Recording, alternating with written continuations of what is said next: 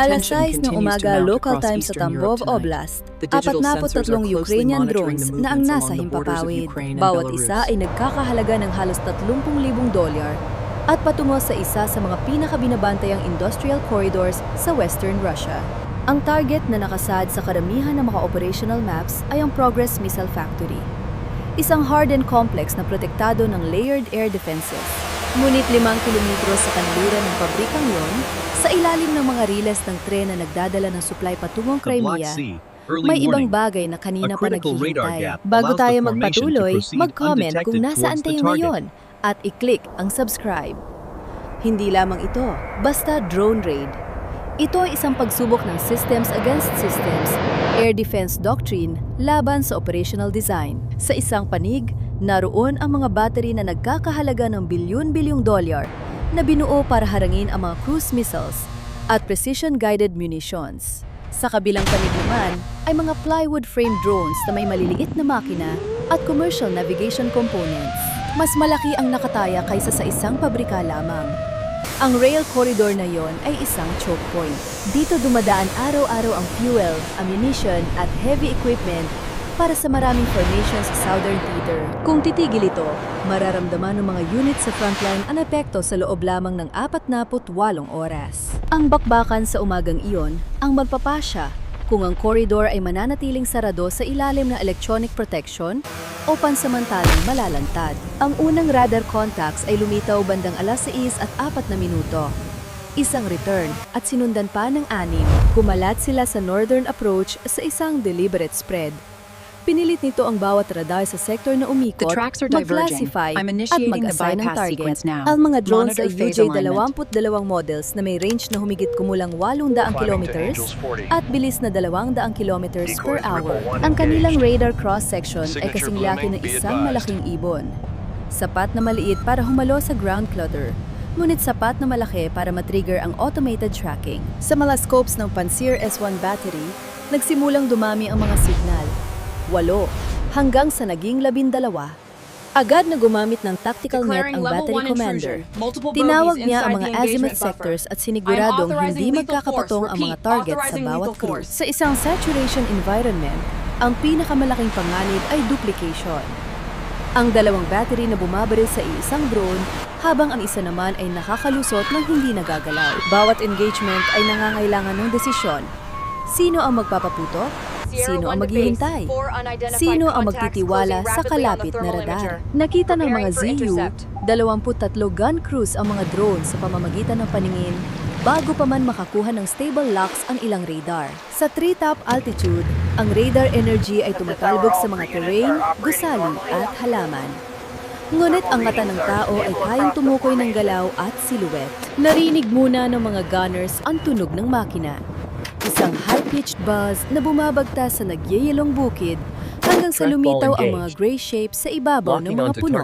Sa bilis na 200 kilometro bawat oras at taas na kulang sa 30 metro, ang bawat drone ay makikita lamang ng gun crew sa loob ng 4 hanggang 5 segundo bago lumipat sa ibang sektor. Ang Pantsir Sisa ay dinisenyo para sa ganitong uri ng threat. Isa itong mobile air defense system na may search radar, fire control radar, at ready-to-fire missiles. Ang bawat missile ay nagkakahalaga ng humigit kumulang $170,000. Ang search radar nito ay umiikot at nag-i-scan hanggang 30 kilometro sa ilalim ng ideal conditions. Kapag may na-detect na contact, maglalok ang fire control radar at kakalkulahin ang intercept solution. Sa ilalim ng optimal parameters, ang pag-detect hanggang sa pag-launch ay maaaring mangyari sa loob lamang ng 14 na segundo. Ngunit bihirang magkaroon ng optimal conditions sa treetop level. Sa mababang altitude, ang effective detection range ay bumabagsak sa 12 kilometro. Dapat matukoy ng radar ang kaibahan ng drone sa reflections mula sa lupa. Dahil dito, ang signal processing ang nagiging limiting factor. Eksaktong alas 6:05, ang unang missile ay umalis sa rail. Ang 3 kilometro ng airspace ay tinawid sa loob lamang ng ilang segundo. Isang UJ-22 ang nawasak. Sinundan ito ng pangalawa at pangatlo. Gumagana ang system ayon sa disenyo nito. Ngunit pagsapit ng alas 6:10, ang missile counters ay nagpapakita na ng ibang kwento. May 48 ready missiles noong alas 6. 31 na lamang ang natira pagdating ng 6:10 at 19 na lamang pagsapit ng 6:15 minuto. Ang mga drones ay dumarating mula sa iba't ibang vectors, north, northeast at northwest. Bawat isa ay may sapat na distansya para pilitin ang system sa sequential engagements. Detect, classify, decide, fire, reset, at repeat. Humigit kumulang 6 na segundo bawat cycle. Isang battery ang nag-track sa 2 drone ng sabay. Pinaputukan nito ang mas malapit na contact habang ang isa naman ay patuloy na pumasok. Ang isa pang battery ay nag-ulat na mayroon na lamang silang 8 missiles na natitira habang may 3 contact sa kanilang sektor. Mas mabilis na nauubos ng corridor ang mga interceptors nito kaysa sa pag-eliminate ng mga targets. Sa aspetong tactical, tama ang bawat engagement. Ngunit sa aspetong strategic, lugi ang palitan. Ang reloading ay hindi opsyon sa gitna ng labanan. Ang pansir ay hindi nakakapagpalit ng magazine sa field gaya ng isang infantry rifle. Nangangailangan ito ng special loader vehicle, karagdagang crew, at halos 20 minuto kung saan ang system ay offline. Habang nagre-reload, mawawala ang radar coverage at magiging vulnerable ang launcher. Sa gitna ng isang drone swarm, ang pag-offline ay isang panganib na bihirang tanggapin ng mga commanders. Pagdating ng 6:30, 12 drones na ang nawasak. Higit sa $2 milyong na halaga ng missiles ang nagamit, laban sa mga airframes na hamak na mas mura ang halaga. Hindi kailangan makaligtas ng UJ-22.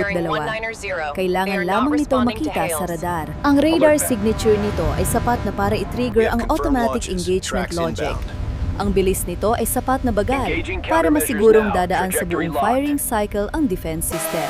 Ang isang mas stealthy na drone ay maaaring makalusot, pero hindi nito mauubos ang magazine ng kalaban. Bandang 6:25, may mga bagong radar signatures na lumitaw. Mas mabilis, mas mataas, at mas malaka ang returns. Hindi na ito mga decoys.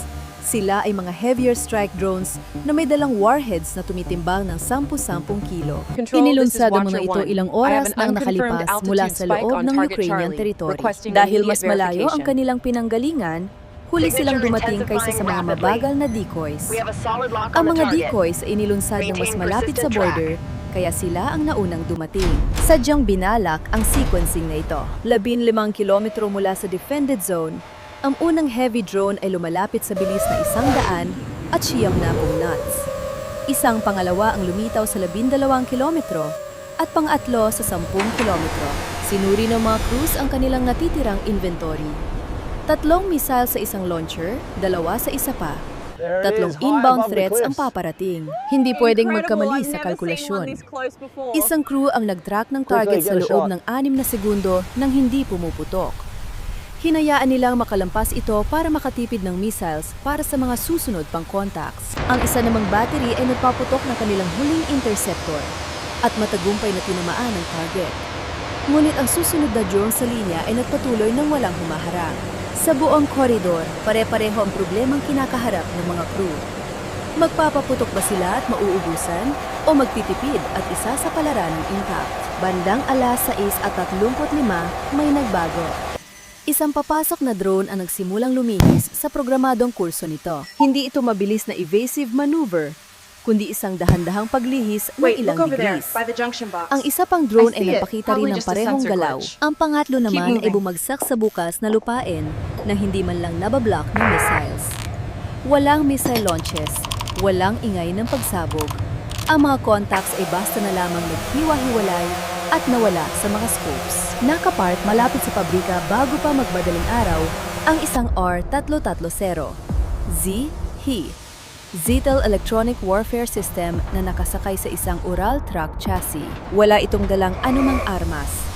Ang layunin nito ay signal denial. Nagpapadala ang system ng broadband interference sa malawak na frequency spectrum. Pinaparalisa nito ang satellite navigation at cellular bands sa loob ng 30 kilometrong radius. Ang satellite navigation signals ay nagmumula sa mga satellites na nasa 20,000 kilometro sa ibabaw ng mundo. Pagdating ng mga ito sa receiver, napakahina na ng signal strength. Hindi na kailangang i-decode ng jammer ang signal. Kailangan lang nito maglabas ng ingay o noise sa mas malakas na local power para matabunan ang timing data. Sa loob ng jamming bubble, ang GPS, GLONASS at iba pang navigation systems ay hihina o tuluyang masisira habang pumapasok ang mga heavy drones sa jamming zone. Ang kanilang navigation solutions ay nagsimulang mag-drift.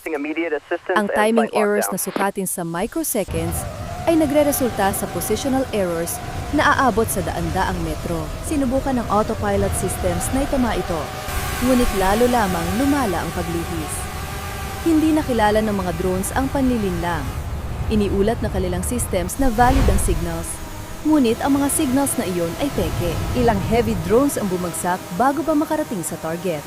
Hindi na kailangan ng mga interceptors. Ang electronic warfare system ay nagkaroon ng epektong katulad ng missile engagements nang hindi gumagamit ng bala. Sa loob ng halos 50 minuto, bawat drone na pumapasok sa bubble ay napapakita ng navigational instability. Ngunit pagsapit ng alas 6:45, isang bagong set ng drones ang napanatili ang kanilang stable courses. Walang drift, walang deviation. Kahit naka-full power ang jammer, hindi naapektuhan ang mga drones na ito. Ang mga platform na ito ay gumagamit na ng onboard visual navigation systems. Mayroon silang mga camera na nagkukumpara ng real-time imagery sa mga preloaded satellite maps. Gumagamit din sila ng inertial measurement units para sa dead reckoning na hindi dumidepende sa external signals. Dahil hindi umaasa sa satellite timing, walang epekto ang jamming sa kanila. At ang mga drones na ito ay hindi pala ang pabrika ang target. Ang kanilang flight paths ay nagtatagpo 5 kilometro sa kanluran, direkta sa electronic warfare system mismo. Ang mga Pantsir battery sa sector na iyon ay ubos na ang bala. Ang mga gun trucks naman ay nasa malalayong distansya. Patuloy ang pag-broadcast ng jammer na hindi sinasadyang nagtuturo ng sarili nitong lokasyon. Sa layong 2 kilometro, ang onboard vision systems ay lumipat mula sa terrain mapping patungo sa target recognition. Ang track chassis at antenna arrays ay tumugma sa mga stored reference imagery. Ang electronic warfare system ay may range na aabot sa 10-10 kilometro. Ngunit wala itong sariling armas para depensahan ang sarili. Ganap na alas 6:58, tumama ang strike drone. Humigit kumulang 75 kilo ng high explosives ang sumabog sa sasakyan at trailer nito. Bumagsak ang mga antenna arrays. Agad na tumigil ang jamming emissions. Nawala ang electromagnetic bubble. Nagbalik ang satellite navigation signals sa buong koridor. Nagbukas muli ang mga cellular bands. Nag-abang ang mga air defense crews para sa susunod na wave. Ngunit wala nang dumating. Ligtas ang pabrika. Ang tactical situation ay tila naging stable na. Ngunit ang hindi nakita ng mga crew ay ang second-order effect. Sa loob ng maraming buwan, ang cellular service sa paligid ay hindi maaasahan.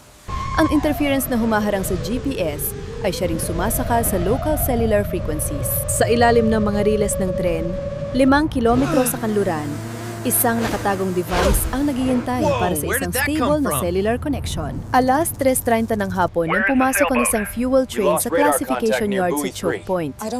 Mayroon itong 16 na tank cars, 11 ang may dalang gasolina at 5 ang may compressed gas. Sa ilalim ng balas ng riles, isang cellphone na nakakabit sa improvised detonator ang nakakuha ng signal sa unang pagkakataon matapos ang ilang buwan. Hindi nito kailangan ng tawag. Kailangan lang ito ng handshake sa pinakamalapit na tower. Noong alas 5:34 ng hapon, nag-activate ang device. Nabali ang riles sa ilalim ng ika-4 na bagon sa bilis na 60 kilometro bawat oras. Nagsimulang madiskaril ang tren. Nasira ang mga couplers at pumutok ang mga tank cars. Nang humalo ang fuel sa hangin, nagkaroon ng dambuhalang fireball na umabot ng daan-daang metro ang taas. Nagsara ang single-track choke point. Ang drone operation sa umaga ay hindi pala binalak para sirain ang missile factory. Idinisenyo ito para ubusin ang missile inventory, ilitaw at wasakin ang electronic warfare umbrella, at ibalik ang signal para sa isang device na ibinaon doon ilang linggo na ang nakalipas. 43 decoy drones, maraming strike drones, 58 minutong bakbakan, at milyon-milyong dolyar na halaga ng missiles at kagamitan ang nagamit. Ang lahat ng ito ay para lamang magkaroon ng isang bar ng cellular service sa ilalim ng riles ng tren.